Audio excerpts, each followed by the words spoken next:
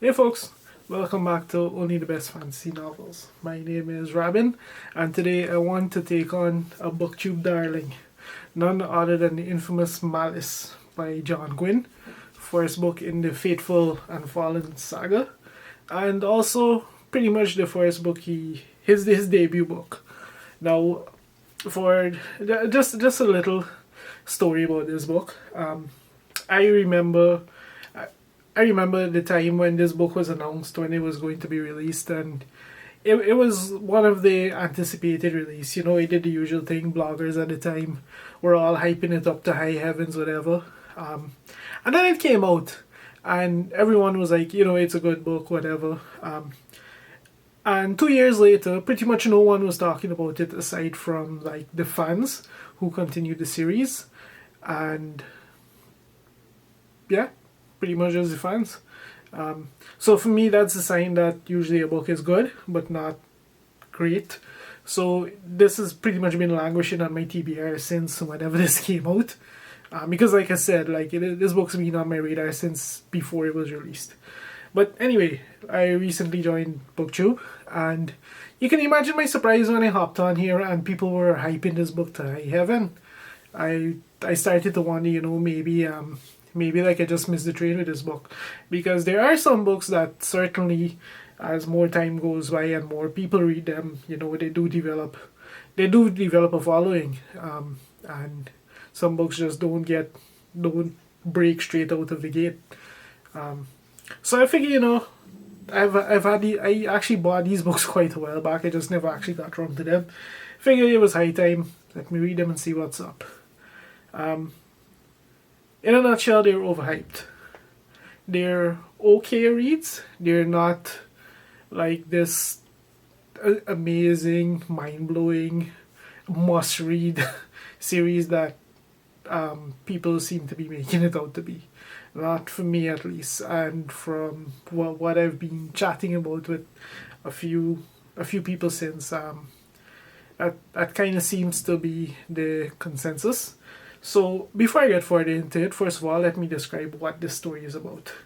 So this is first of all, it's clearly a Norse-inspired world, which honestly for me at this point, that's pretty much a red flag in fantasy, because once authors incorporate some facet of the Norse within their book, they pretty much take that. They pretty much decide that they need to pay as much homage to that as possible, and they pretty much throw creativity out the window. But that's another story. Anyway, so it's Norse inspired. I knew that going in, so it's not something I held against this book. It's essentially the story of two people who are the avatars of this world's equivalent of God and Satan. Who they essentially a god war is starting up.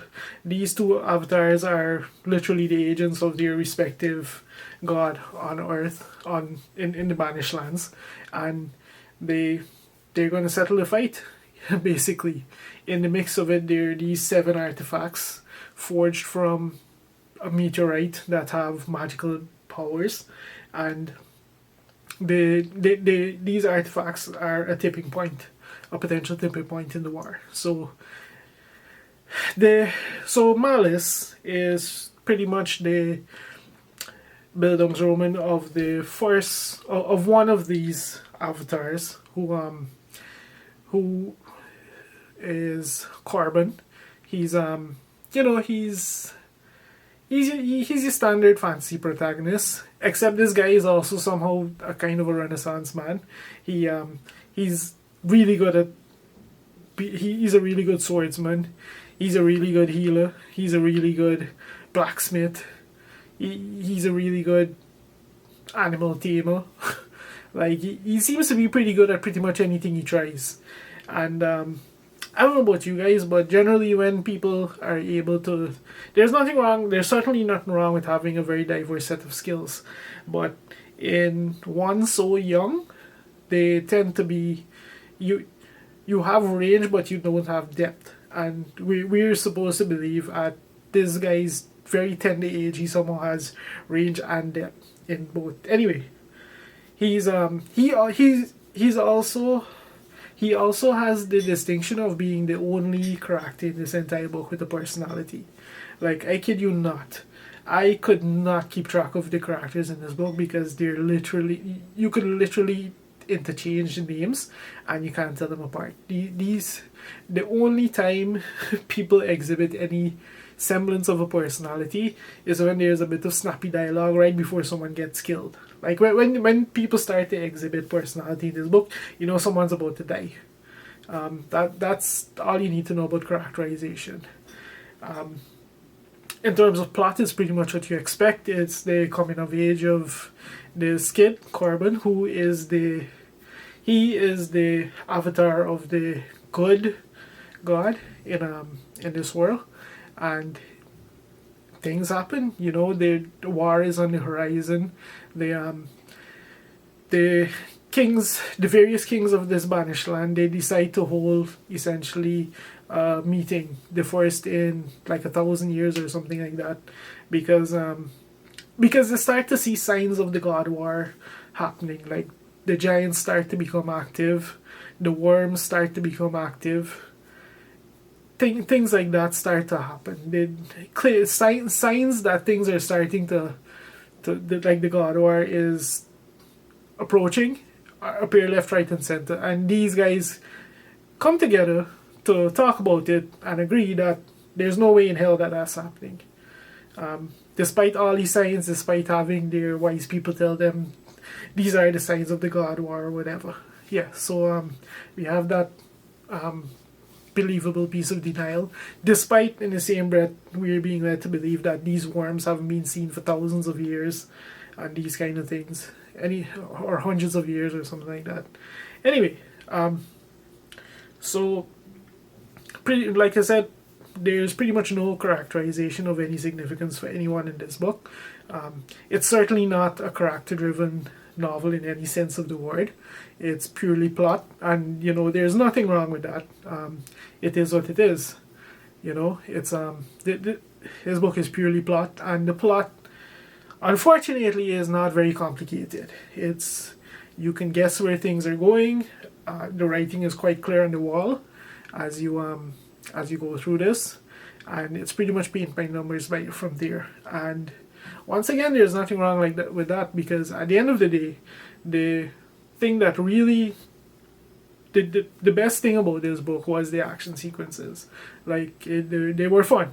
They were pretty fun. Once you're a fan of epic fantasy, you like reading battle sequences, and this book, like, that's clearly one thing John Gwynne excels at, because he's a reenactor and all of that. So the battle scenes were top notch, certainly, and that kind of carries the book. Like, there's not much else going on here. His writing is also pretty good. Like, he's not great. Well, I'm not going to say he's not great. Like, there's almost no characterization in terms of the world building. This is very much a low fantasy. Like, you have these fantastical creatures, but that's practically it in terms of magic. And that this is what I kind of alluded to at the beginning when I mentioned, like, you know, at this point a book being Norse inspired is kind of a red flag for me, is because authors seem to feel that if they set a book in like a Norse or Viking inspired setting or era, it means that there shouldn't, like, it kind of throws they kind of throw their sense of the magical and their sense of creativity out the window, because, you know, they kind of have to drill it home that, oh, these are Norse, these are Vikings, and everyone loves Vikings, so, and they're gonna be the badass warriors, so we'll just go along with that.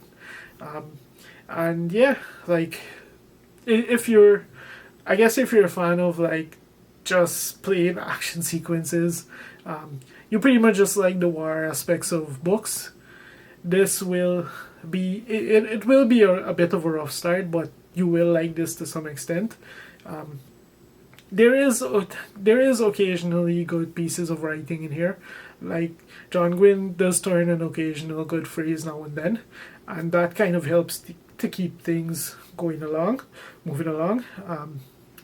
But yeah, you know, like, it is what it is. I didn't have... I believe I would have been better prepared if I hadn't... Like, if I hadn't bothered with the hype on YouTube about this book being amazing. If I'd gone into it with the proper expectations, I believe I would have had more fun. So yeah, if you like character-driven stories, this is not the book for you. If you like fantasy that